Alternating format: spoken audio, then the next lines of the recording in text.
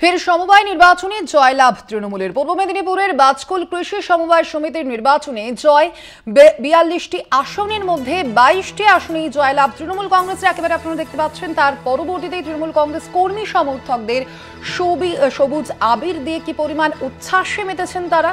ফের সমবায় নির্বাচনে জয়লাভ করল তৃণমূল কংগ্রেস।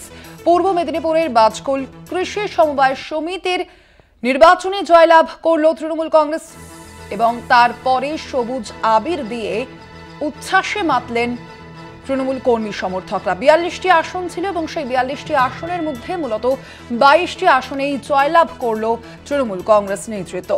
ফের সমবায় নির্বাচনে জয়লাভ তৃণমূল কংগ্রেসের। ফের সমবায় নির্বাচনে জয়লাভ তৃণমূল কংগ্রেসের। পূর্ব মেদিনীপুরের বাজকুল কৃষি সমবায় সমিতির নির্বাচনে জয় পেল তারা। আমরা আরো বিস্তারিত জানবো। ফোন লাইনে রয়েছেন প্রতিনিধি সমীরণ সাউ। সমীরণ, কি জানা যাচ্ছে প্রসঙ্গে? অবশ্যই তৃণমূল কংগ্রেস জয় পেয়েছে, তারপর তাদের বক্তব্য কি এবং বিরোধীরা তারা কি বলছেন?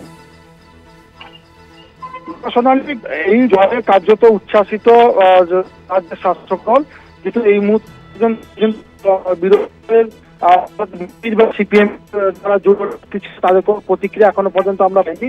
তবে শাসক দলের নেতৃত্ব রয়েছে তার এমন হচ্ছে আগামী ২৬ বিধানসভা নির্বাচন রয়েছে। সেই বিধানসভা নির্বাচন আর পূর্ব মেদিনীপুর জেলার যে শুভেন্দু অধিকারী পরিবর্তন করে কথা বললে ভালো হয়, তোমার কথা স্পষ্ট নয়।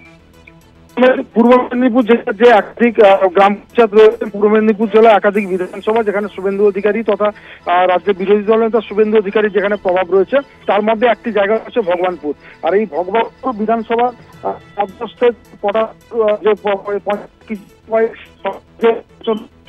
যে তৃণমূলের জয়, এই জয় কার্যত তৃণমূল জোর করে বলা যেতে পারে। কারণ এখানে প্রথম থেকে কিন্তু হাড্ডি লড়াই চলছিল। এখানে ৪২ মধ্যে ৪২টিতে কিন্তু তৃণমূল প্রার্থী যেমনটা অর্থাৎ রাজ্য নেতা শুভেন্দু এবং সমর্থিত তারা কিন্তু ছিল।